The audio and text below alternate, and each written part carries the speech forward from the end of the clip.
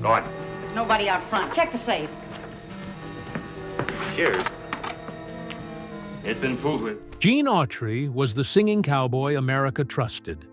He had the voice, the smile, the movies, the records, and the kind of fame most stars only dream about.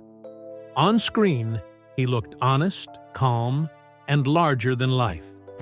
He was the cowboy hero families welcomed into their homes.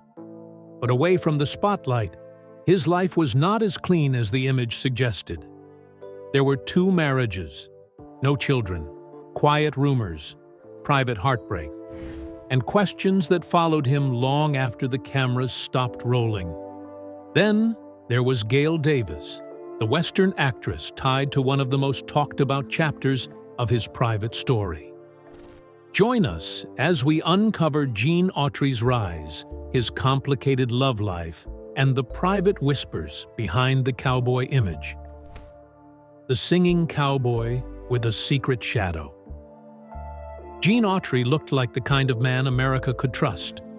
He wore the white hat, sang the clean songs, smiled for families, and made the cowboy life feel safe.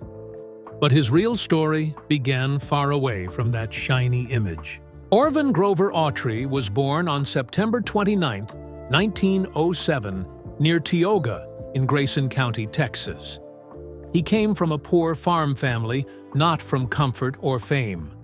His father, Delbert Autry, worked as a horse trader, but that life was not steady. Deals came and went, and money was often short.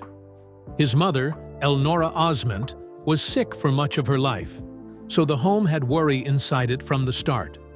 Gene was also the grandson of William T. Autry, a strict Baptist preacher. That meant church, hymns, rules, and strong lessons about right and wrong were part of his early world. The Autry family moved between Texas and Oklahoma, trying to find something better. They lived near Achille and later near Ravia in Johnston County, Oklahoma. But every move came with another struggle. Around 1918, when Gene was about 11, his father went to prison for bootlegging and served about 2 years. That left the family in deeper trouble. Gene had to grow up fast. By the time he was 6, he was already doing farm work. By 1921, he was shining shoes and sweeping barber shops for pennies. He also worked on farms, stacking hay in hard heat. This was the world that shaped him, before fame ever touched him. And maybe that is why, later in life, he held so tightly to the image of a clean, strong cowboy. The image people later knew was not the full person. He started as a boy watching money disappear and learning that a smile could hide worry. The $8 guitar that changed everything. In the middle of that hard childhood, Gene found one thing that felt like his own: music. He started singing in church when he was still very young. His mother also had him sing psalms at home. Those songs gave him comfort, especially when his family had little else to hold on to. The church world around him was strict, but it gave him a steady base. He learned that a man could be poor and still keep his word. He learned to take a hard life and not fall apart in front of others.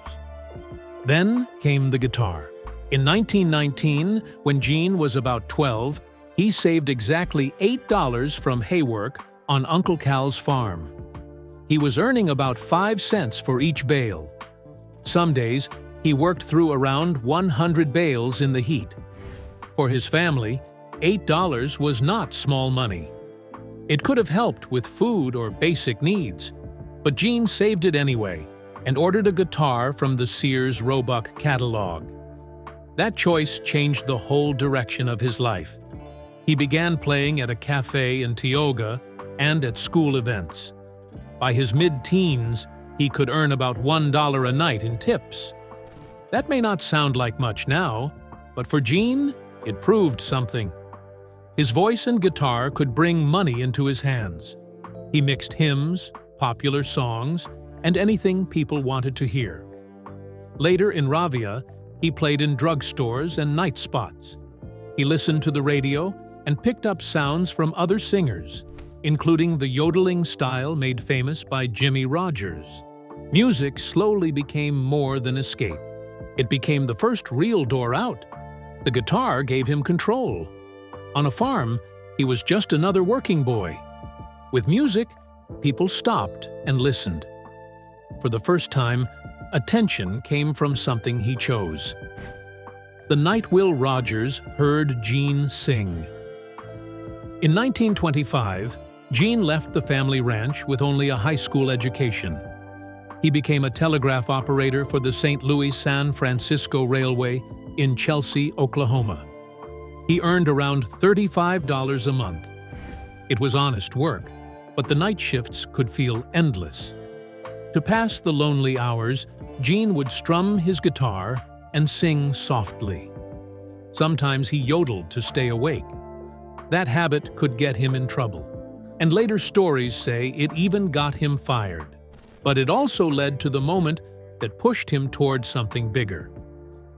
Sometime between 1926 and 1928, the famous Oklahoma cowboy humorist Will Rogers walked into the depot to send a telegram. Rogers heard Gene singing. He liked what he heard and told him that a voice like that belonged on the radio, not hidden behind telegraph wires. That one comment planted a dream in Gene's mind. In 1928, he went to New York looking for a break. It did not go well. He found no real work, spent the little money he had, and came back to Oklahoma broke and embarrassed. But that failure did not end the dream. It made him tougher. By late 1928 or early 1929, he was singing on KVUO radio in Tulsa as a yodeling cowboy. The station gave him a new shape in the public mind. At live events, crowds could reach 1,000 people or more. His pay rose to around $50 to $100 a week, far more than his railroad wages. Suddenly, the poor farm boy who sang during lonely shifts was becoming someone people came to see. The Will Rogers moment did not hand him fame.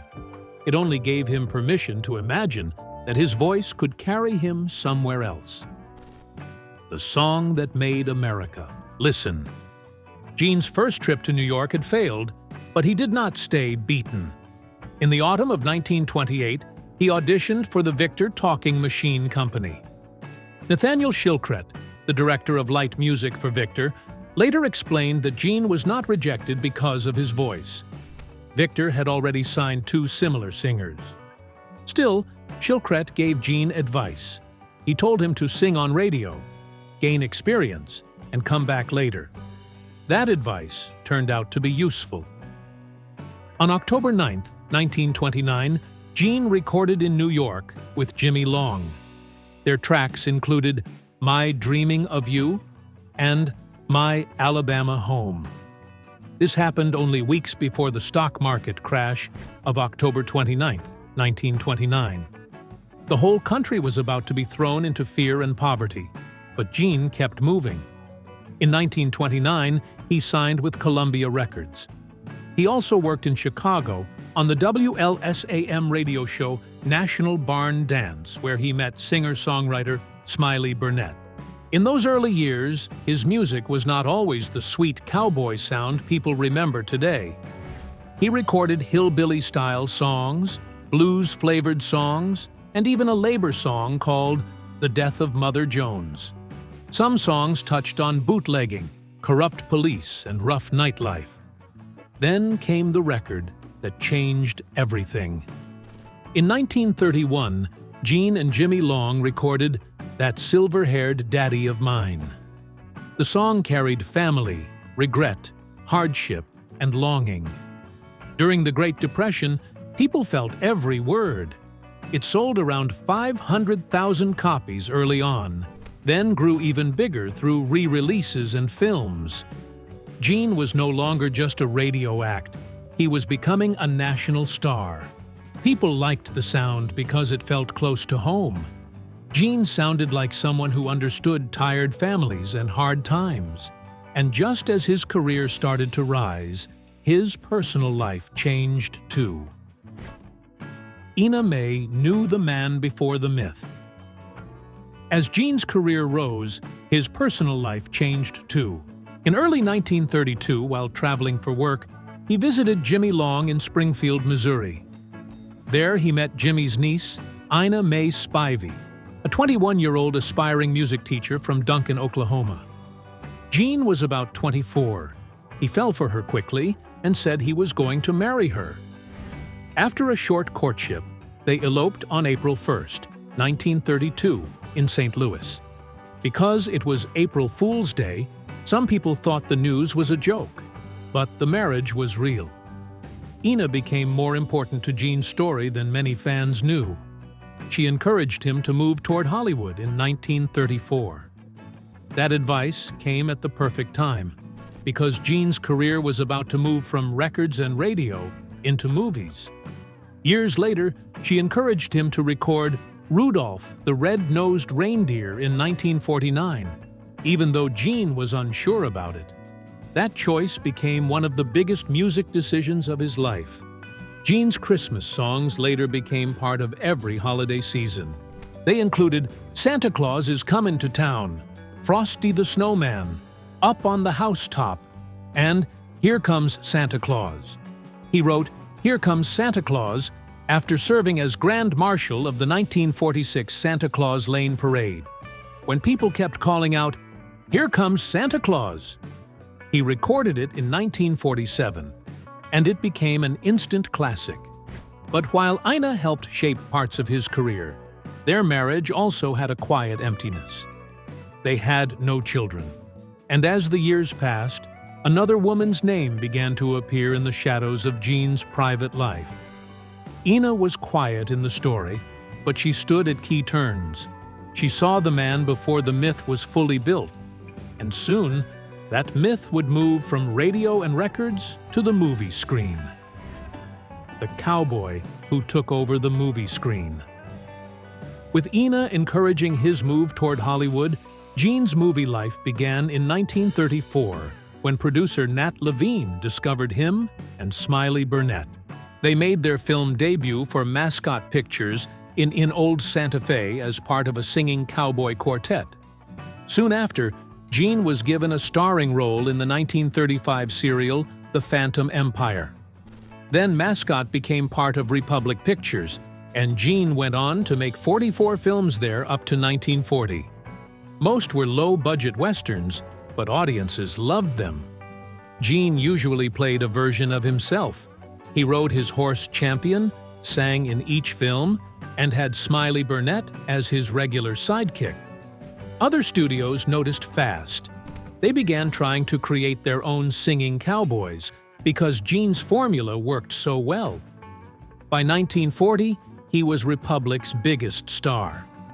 His films became more expensive and played in bigger city theaters, not only smaller neighborhood houses.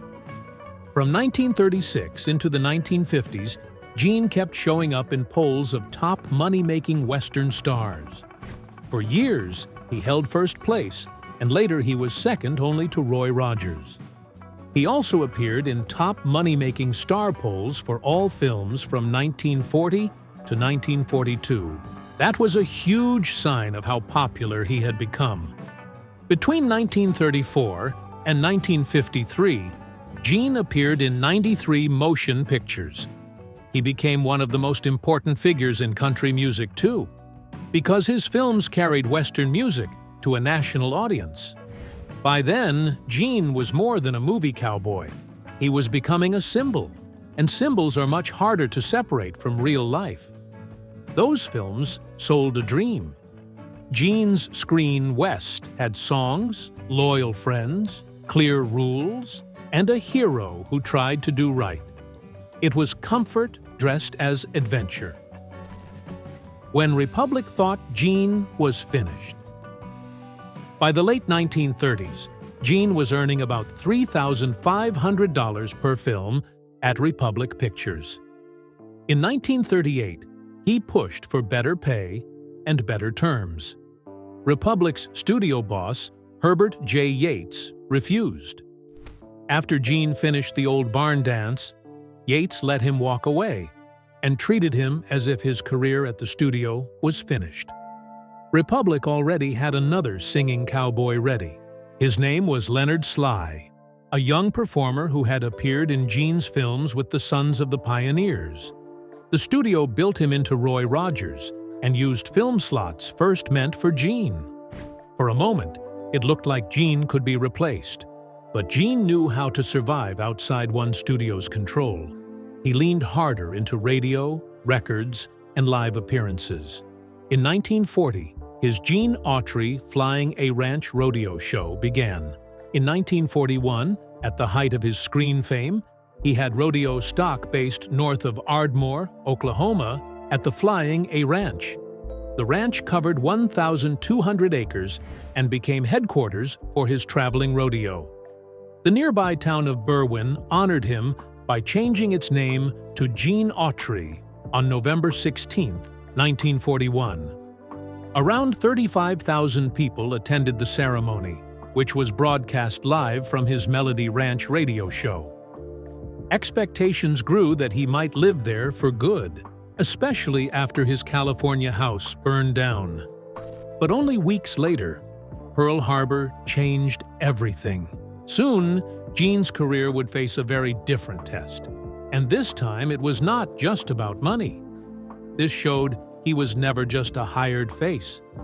If one door closed, he found another stage and another way forward.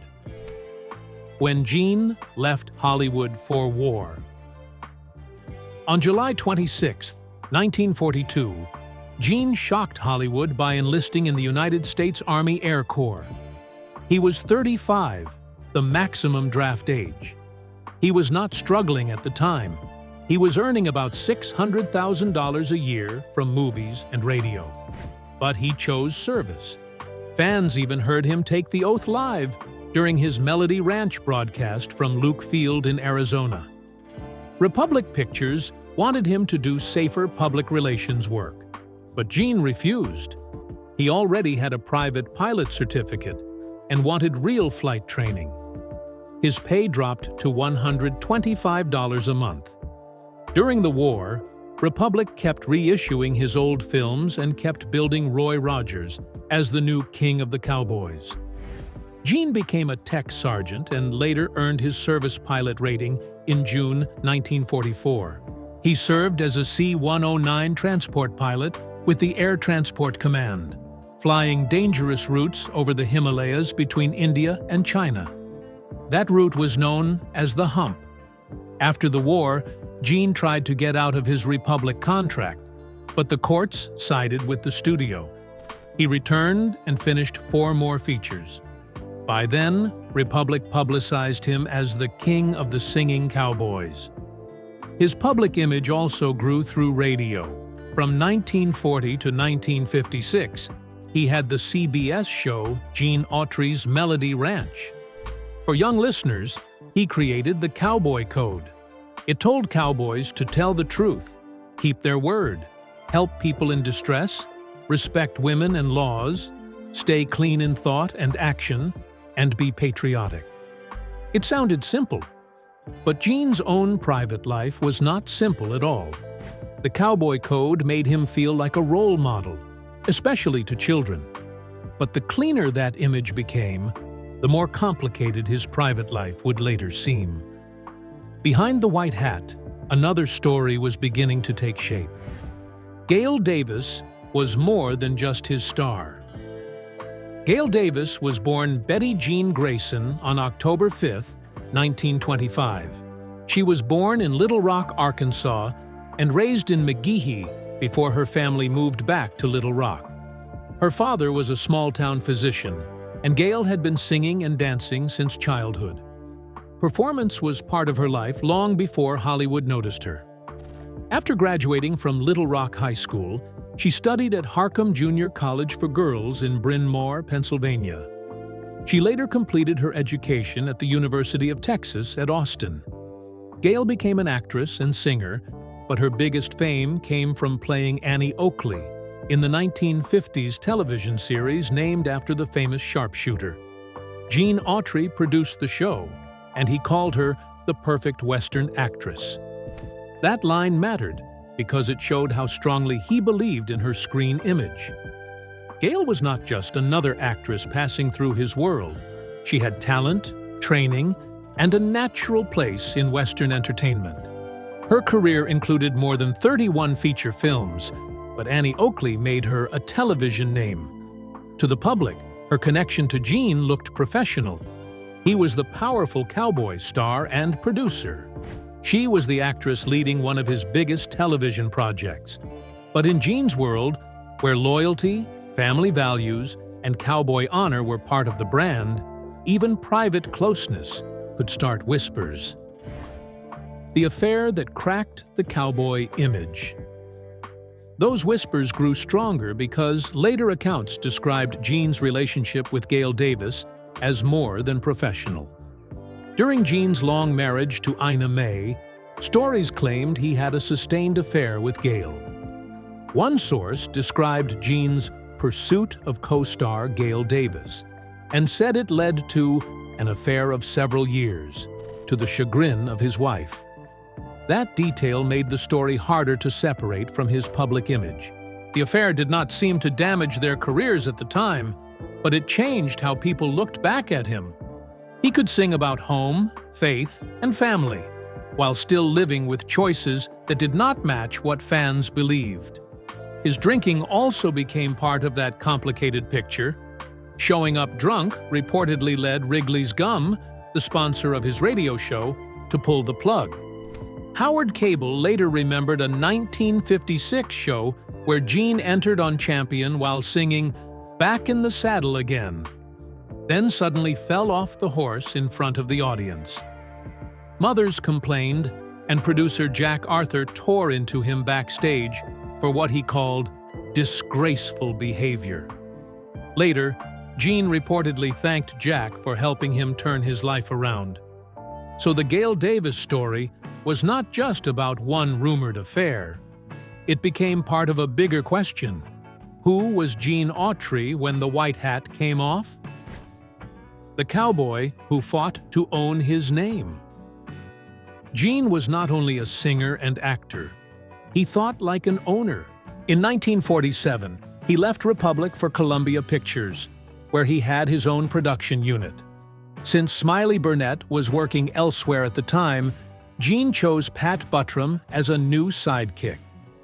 Buttram later appeared with him in more than 40 films and in more than 100 episodes of Gene's television show. In 1950, Gene began producing and starring in The Gene Autry Show on CBS through his Flying A Productions studio. In 1951, he formed Flying A Productions to make westerns under his own control. That same year, he went to court against Republic over television rights.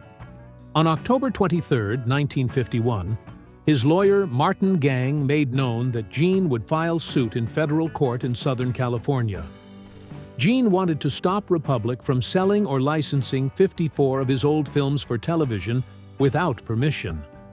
Roy Rogers had taken similar action, and Gene followed that path. Republic wanted money as the old studio system weakened, but Gene refused to be sold again and again like a product.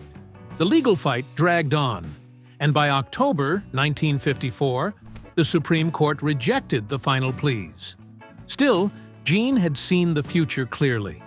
Television reruns could be worth a fortune. By the late 1960s, when Republic was weak, he bought the rights and negatives to his old Republic films. That gave him control over home movie reprints, home videotapes, and later discs. In 1953, he made Last of the Pony Riders, his 93rd and final film. Then he stepped away from movies on his own terms. His lawsuit showed how early he understood television. Many performers watched old work earn money for others. Gene did not want his old work used without him having a say. That fight helped protect the value of his name. The empire that put Gene in every home. Even after stepping away, Gene kept building. His television years ran strong, and from 1950 to 1956, he hosted The Gene Autry Show. Champion, his horse, also had radio and television series of his own. Gene's name spread through more than films and records. Back in 1937, the Kenton Hardware Company began making Gene Autry cast-iron cap guns. They sold for 50 cents each and became very popular. By 1939, 2 million had been sold in the United States and abroad, and Gene received a share of the money. He was also featured in comic strips and comic books through the 1940s and 1950s. Dell published Gene Autry comics, later Gene Autry and Champion, making it the longest-running cowboy actor comic by issue count. A Mexican publisher, Editorial Novaro, later released 423 issues of Gene Autry comics from 1954 to 1984. Gene also stayed tied to rodeo. In 1942, he became a partner in the World Championship Rodeo Company. In 1954, he acquired Montana's top bucking string from the estate of Leo J. Kremer Sr. He put Canadian saddle bronc riding champion Harry Knight in charge. After a 1956 merger, Gene became sole owner and moved the company to a 24,000-acre ranch near Fowler, Colorado. For the next 12 years, they supplied livestock for many major rodeos. In 1979, he entered the Pro Rodeo Hall of Fame. He also bought the 110-acre Monogram Ranch in 1953 and renamed it Melody Ranch. A 1962 fire destroyed many sets and pushed him toward the idea of building his museum in Griffith Park. Children did not just watch Gene, they played as Gene. His name moved into toy boxes, comics, rodeos, and family memories. His image was no longer stuck on a movie screen, it had moved into everyday American life. How the singing cowboy built a fortune. Gene's business life became even bigger than his screen image. In the late 1950s, he started Challenge Records.